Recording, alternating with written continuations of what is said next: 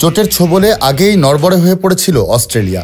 চূড়ান্ত দল ঘোষণায় জানা গেল আরও একটি ধাক্কা প্রবলভাবে নাড়িয়ে দিয়েছে দলকে। ব্যক্তিগত কারণে শেষ মুহূর্তে চ্যাম্পিয়ন্স ট্রফি থেকে সরে দাঁড়ালেন মিচেল স্টার্ক। চোটের কারণে অধিনায়ক প্যাট কামিন্স ও আরেক অভিজ্ঞ পেসার জশ হ্যাজেলউডের ছিটকে পড়া নিশ্চিত হয়েছিল আগেই। এবার স্টার্কও না থাকায় অস্ট্রেলিয়ার বিশ্বকাপ জয়ী পেস ত্রয়ীর একজনও আর রইল না দলে। প্রথম পছন্দের বোলিং আক্রমণ থেকে স্রেফ লেগ স্পিনার অ্যাডাম জ্যাম্পা আছেন স্কোয়াডে। কামিন্সের অনুপস্থিতিতে নেতৃত্ব দেবেন স্টিভেন স্মিথ। মাত্রই শ্রীলঙ্কায় টেস্ট সিরিজে 2-0 ব্যবধানের জয়ে তিনি নেতৃত্ব দিয়েছেন সামনে থেকে।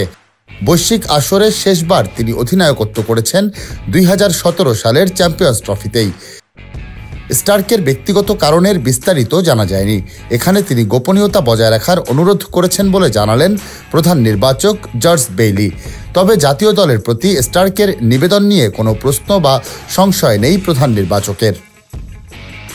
অন্যদিকে সব মিলিয়ে অস্ট্রেলিয়ার পূর্বঘোষিত দল থেকে পরিবর্তন আনতে হলো 5টি। পেস ত্রয়ীর আগেই চোটের কারণে ছিটকে গেছেন মিচেল মার্শ। পরে আচমকা অবসরের ঘোষণা দিয়েছেন মার্কাস স্টয়নিস। মার্শের জায়গায় টপ অর্ডারের বিকল্প হিসেবে সুযোগ পেয়েছেন জেক ফ্রেজার ম্যাকগার্ক। পেস আক্রমণে অনুমিতভাবেই বদলি হিসেবে জায়গা পেয়েছেন শন অ্যাবট।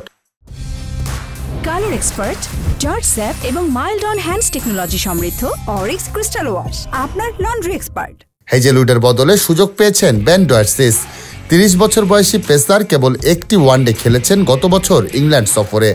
স্টার্ক না থাকায় কপাল খুলেছে আর এক বাঁহাতি পেসার স্পেন্সার জনসনের।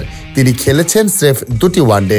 অবসরে যাওয়া স্টয়নিসের বদলি হিসেবে কোনো ব্যাটসম্যান কিংবা অলরাউন্ডার নয়, নির্বাচকরা বেছে নিয়েছেন লেগ স্পিনার তানভীর স্যাঙ্ঘাকে।